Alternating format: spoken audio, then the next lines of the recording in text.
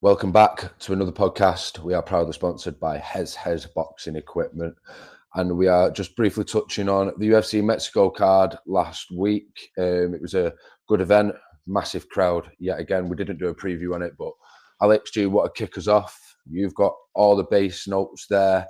It was a good card, and it was a decent main event, weren't it? Yeah, the card was a lot better than expected. And it was on at a half decent time as well. The card started at 11 p.m. So that's great, not having to stay up till God knows what time. So yeah, Moreno versus Usyk, yeah, good main event, but I believe it was one of the weaker fights on the card. But that's just a testament to how good the rest of the card was. It over delivered, in my opinion.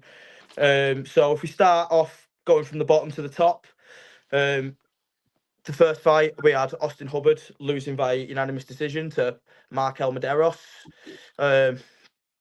Pretty okay fight, Markel outstruck him in the first and third, stuffing 3 out of the 4 takedowns, winning 2 out of the 3 rounds. But yeah, we get to the first exciting bit of the card on the Jamal Emmers KO. Now, the most interesting bit about this KO wasn't just a knockout, it was how Jamal Emmers' corner reacted. I'm not sure if you guys have seen it, but for some reason, when Jamal Emmers knocks out Gabriel Miranda, his corner turn to each other and get in each other's face and start pushing each other and looking like they're about to scrap. And I don't know why that is. The camera cuts away before you can see anything, but that is a fucking very strange incident. But yeah, so good night in the office for Emmers, but bad night in the office for his cornerman. And fun bit of trivia for the night. This was the only finish what didn't get a performance of the night bonus. Wonder if that's because his corner kicked off. Food for thought. No, you might. Do you know what? It sounds something like the UFC would do that to punish the fighter. Well, your team's fucked about, so you're gonna lose your bag now. Bit harsh though, but that's the reality of it, isn't it? Yeah, definitely. It does seem a bit harsh, but it's just a deterrent, isn't it, to stop people from acting up on live television? Because it's just not a good look, is it? If you got 2 coaches squaring off, it's just not the professional look the UFC is after. So it makes total sense why they penalise him. If that is the case, you never know. Yeah. No, my complete standout from on the card was Manchester's top teams, Thibaut Gaultier. His debut. What a finish! What a statement that is. Now he has put the middleweights on notice. Another one, adopted Mancunian. He's coming for the lot. What a finish! Hey, what a way to start your UFC career, mate. Yeah. Sorry, Nathan. Sorry, go ahead. No, go. I was just going to say it was an excellent finish. Yeah. His opponent, Jose Medina. I'm not sure if he was punch drunk because of the power of this man's fist or whatever, but he was just kept waving him, going, come on, like waving at him, and Gutierrez walked forward, bang, knee up the middle, bink, gone, sleep, mate. And then even on the floor when he's got up, he's still kind of smiling a little bit. So I don't know what's that about. Good stoppage by the ref though, stopping him from taking any more damage, mate. Looked like it hurt that. I can't fucking lie. Absolutely, definitely. And I mean, that was there's nothing better than that. I mean, to look at some of the other fights as well. I mean, it was a great win for Lupe Godinez. We sort of touched on that in the episode. We talk about what's next for the UFC London fighters. She was really impressive and in a tough matchup. But David Martinez looked really good. Yeah. And there was the moment of the night for me was the Edgar Chairez win. That's a guy that is 12-6. Hasn't had it all his own way in his career, and you could just see how much it meant to him. First of all, he gets a brilliant finish, round 1, and then just how much you could see how much it meant to him, and that's always the best. I mean, I don't always feel particularly strongly when the fighters are so like desperate and happy to win. Obviously not like that, but in terms of when it comes down to financial stuff and when when they're sort of begging for the bonus, I always feel like that's not right in a company like the UFC. But when you could just see how much just the victory meant to him, you have to feel something for him, and someone again who's faced lots of ups and downs, and hopefully maybe this is the start of something special for him.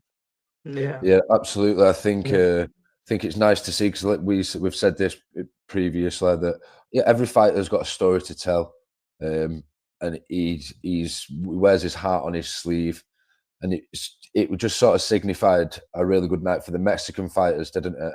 As well, it was a nice moment, and now he's financially secure. I'm sure he can. It's not gonna. It might not buy him a house, but it'll get him a big deposit on it, and I'm sure he'll get a big opportunity again off the back of that now. But like Nathan said, he was 12-6. He's not had it all his own way, so that's it's a good way. It's a good way to get back in the win column, isn't it? Yeah, definitely. Just to touch on this fight as well, I was having right when you watch this fight and you look at CJ Vera.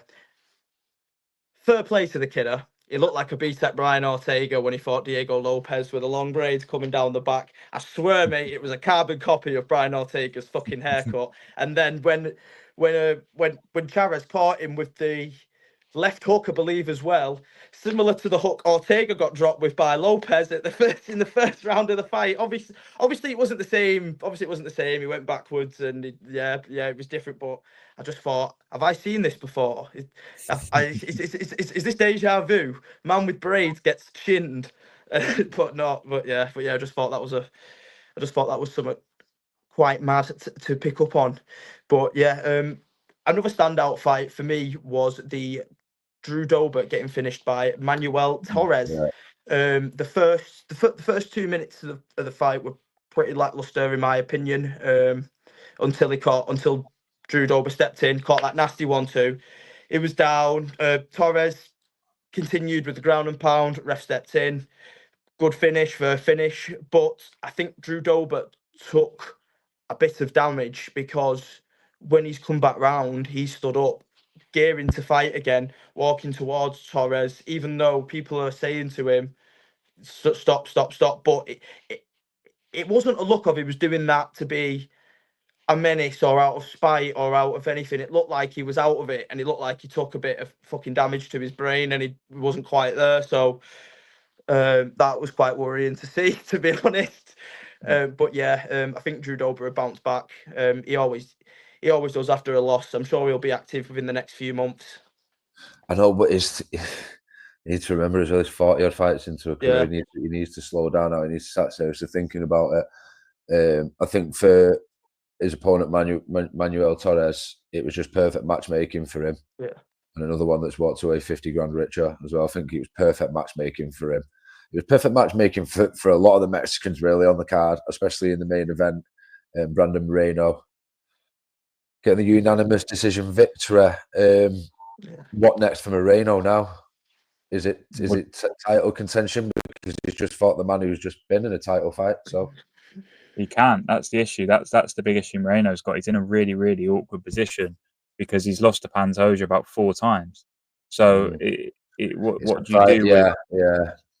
You know, it's not really a fight that is on it. And Erceg, to be fair, credit to him, he was in that fight. You know, he didn't win it, and it was great to finish that he didn't. But I almost feel like he's in the Brandon Royval position of he's quite good, but he keeps getting matched up with other good fighters that are just slightly better than him at the minute, and he's losing those fights. So it's a tough one for Erceg. But yeah, Moreno's in it awkward position. I think he's going to have to play gatekeeper for a couple of fights. And unfortunately, that is what it is. I don't know really who's free up in flyweight at the moment for Moreno in terms of it seems like a lot of them are. Maybe Manel Cap is the next one. I mean, maybe Royval as know, Brandon on Brandon. So that could be a fight for him. But unfortunately, because of his record against Pantoja, he's just going to have to play gatekeeper for a couple of fights and truly earn it. Maybe do more than what's needed to earn that fight, just because. Really, again, it's not a fight that you necessarily want to see at the moment. As much as the fight is always good, it's always a fun fight. It might be a bit one-sided at the moment in terms of who we think will win. Therefore, not making it a particularly appealing main event. Yeah, absolutely. Yeah, it's definitely one that Moreno will be calling for. But as we said, it's happened 3 times before, so it's unlikely to happen, isn't it, Al? Yeah, definitely. When you mentioned the Brandon Royale fight, they're 1-on-1, I believe. I think they're going to end up doing the trilogy for that, settle that. Now, if he beats Brandon Royval, there could be the argument there for another Pantoja fight, but I don't think that would necessarily happen. But I just think you book that fight anyway. You know, it's a fight people will watch. It's a fight people will get behind. And I was thinking for Steve Erceg, in our previous video, if you're watching our YouTube channel, when we went through what's next for the London fighters, me and Nathan mentioned Kai Asakura for Lonnie Kavanagh, but that could also be a decent shout for Steve Erceg too, now that I think about it, because when I was watching the fight back with Moreno, when I was watching the fight with him and Moreno, I thought Moreno was leading the dance pretty much. You go back to look at the stats, Erceg outstruck him every round, and don't know how that computes. I don't, but yeah, I think Erceg and Kai Asakura could be the fight to make. Yeah, that's not actually a bad shout. That really isn't a bad shout. He's going to have to go back down the right. It's a shame, innit? You're just fighting for a title and then you end up fighting. Well, it'll be two of them that's both just fought for the title, to be fair. So it kind of makes sense more as well when you think of it like that. Yeah. They both just fought for the title. It's just a bit of a mad one, that flyweight division. Asakura walks in, fights for the title, and then he sits at 15th. Why would they not put him like 4th or something? Surely that would make more sense to the logic of giving him a title fight in the first place. But anyway, yeah, we move on. Do you want to touch? Let's focus on Lerone Murphy this week as well before we call it a day. We are not going to not talk about the miracle man, Lerone Murphy. Now, he's got a hell of a story, and us here at Full Force Combat and everybody on the UK MMA scene are a massive believer in where Lerone Murphy can go. We all believe that he can get towards a title shot soon. We want it to be sooner rather than later. He's been fighting 5-rounders. He's had the acid tests. He's not having to do it the easy road. And now he's got a good matchup this weekend. How do we see it playing out, boys? I think this is going to be a really, really interesting fight, and it's going to be a test, a really tough test. I think Lerone Murphy is technically a better fighter than Josh Emmett, but Josh Emmett has a right hand that can decide any fight, any time. I think we've seen with Emmett that against those more technical strikers, he can come a bit undone, and he can struggle a little bit, and that's where Murphy's gonna have to look to have that success in this fight. I mean, if Murphy can do this, then it definitely puts a lot of stock into him. And especially if he can do it in good fashion. Emmett's not the sort that's going to go down particularly easy. And so I see it going the full distance, to be honest. I see that it being a decision win for Lerone Murphy. But it's going to be a really tough test. And he's just got to be careful of that right hand. And Emmett's obviously got more tricks than that. But when it comes to the stand-up, that's where he's going to be most dangerous, everyone knows. But he's a strong fighter, well-rounded fighter. But I do believe Murphy has a technical advantage in this fight that will do him well, especially if it stays up. Yeah, totally agree with you, Nathan. I see this fight being a fucking bloody war, to be honest with you, mate. I think both lads are going to come in game, ready, hungry, ready to throw down. I think it's wasted in the Apex, but this fight as a main event in the Apex is absolutely wasted, without a shadow of a doubt. It is. There's most fights are. I mean, there's some fights on this card that aren't, but this is a main event in the Apex. It deserves a crowd. This, doesn't it? Yeah. Come on, totally, it mate. deserves a crowd. Yeah, and to be fair, Josh Emmett is going to be a really hard test for Lerone, but as we've seen, he is finishable, and like. But he also can finish. It's the Bryce Mitchell one that sticks out for me.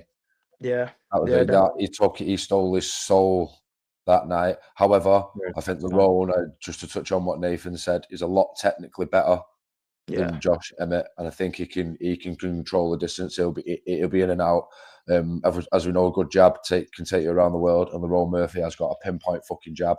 And I think if he establishes that from the outset, and he uses his IQ and his ring craft, cage craft, and he knows the Apex is very, very well accompanied with the Apex and the size of the ring cage there. So I'm with Nathan. I think it's a Lerone Murphy decision. Take it to the bank. Yeah, I agree. I'm tripling down on that verdict too. Absolutely. But if he gets through this, who next? Who next for Lerone? Because I want to see our boys in title fights. We've got Paddy surging towards the title. We've got all of our boys in the mix. We've got high-ranked guys now. UK MMA has never been so good, and especially for our boys that are representing in the Premier League. So, what next for Lerone Murphy? How close are him and Arnold Allen? Night? Oh, Are good him and shout. Arnold Allen Good friends? shout. No, but it's been talked about that matchup, hasn't it? I like that. Yeah. I like that I think matchup. that's it. Yeah. And I think for either guy, I don't know if as Allen fought Emmett, I'm not sure, but whoever wins, you're probably looking at Arnold Allen in that fight. He's coming off a win against Chikadze. It's a decent win, but it's not going to be enough for a title fight. That's probably the person waiting for both guys. If regardless of who wins, in truth, obviously we'll be rooting for the All British clash. But I mean, if Emmett wins, that's a good fight for him too. So I reckon Arnold Allen. Yeah, I think I'm not sure on how the timings would work out because Arnold Allen is off with an injury, I believe, at the moment. But depending on where he's up to in rehab, if he's to the later stage, it works out kind of perfect because if Lerone and Josh go the way we think it's gonna go, and it's gonna be a fucking heavy 5-round war, they're probably both gonna need a month or so to recover. Yeah. And if Arnold Allen needs a bit of time to recover as well, then maybe that works out nicely. Yeah, so yeah. Yeah. What about Max Holloway for Lerone? Ooh, yeah, that would be good. I mean, I think he's staying lightweight. Max wouldn't say no to come back to that fight, would he? It's Max Holloway. No. He's a fucking dog. He won't say no to anybody, and that's a tasty matchup. That I think. Yeah. I think he'll end up staying at lightweight. To be fair, I think I think he'll end up staying at lightweight. I don't know. He'd be losing a number 2 ranking there. He'd be leaving that behind. Is it really worth it? Would it? I don't know if Holloway's strong enough for any of those lightweights. Lightweight's a killer division, as we know. It's the most overpopulated, isn't it?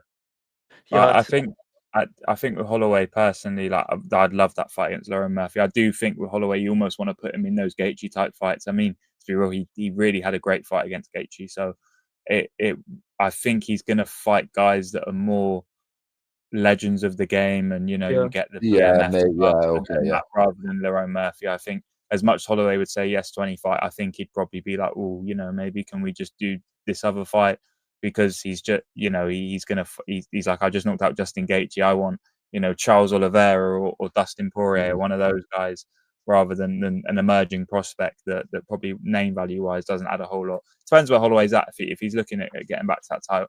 To be fair, I think even getting back to that title, because of the nature of his last win, I think again it'd probably be a bit too much for Holloway, in terms of not too much for Murphy, sorry, in terms of having that sort of name, because Holloway is, I mean, we spoke before, at UFC lacking stars. Holloway is probably one of the only guys they've got, so they're going to want to hold on to that one title. Yeah. Here's one that's a bit out there. So Rodriguez and Patricio Pitbull fight in a few weeks. Give Lerone the winner of that. I think so too. Depends on how much they want to get Pitbull over to quickly to a title fight. That would be the only worry. If Pitbull wins, then I think actually logically that fight makes sense. But if you're the UFC, you're probably looking at having Pitbull. He comes through that test. You can do the UFC v Bellator match, and that is probably it. But logically, ranking wise, that makes sense. And if Rodriguez wins, then yeah, you probably do that fight. Absolutely. Arnold Allen's probably the most logical, most likely and logical one, isn't it? That's actually going to come good. But we've all mentioned some really good names there for Lerone. Yeah. I think he's good enough to win a title. I don't see why not. 100%. It's just I don't think it's going to be a quick road there. To be honest. Oh yeah, definitely not. No, he is having to do it the hard way, isn't it? And it's that fair play to him. He's getting better and bigger and better tests every time, and he's passing them. The 5 rounders are going to go a long way. He's proving he's got a good gas tank. Who was his? Was it the Danny Ige fight? And you could tell he wasn't quite fully at the races, as we've seen Lerone previously. He didn't look as polished and as sharp. However, he still managed to get the win, even though you could tell he was a little bit sluggish and not at his usual pace. Yeah, that's it. And I mean, this card, just to generally look at it, there are some decent look. It's an Apex card. You're going to get some slop. You're going to get some stuff that isn't going to be the most fun. You've got Torres Finney fighting. He's meant to be a bit of a prospect. Joannison Brito Sabatini's a good fight. I mean, you've got the sort of bantamweight fights that will always deliver.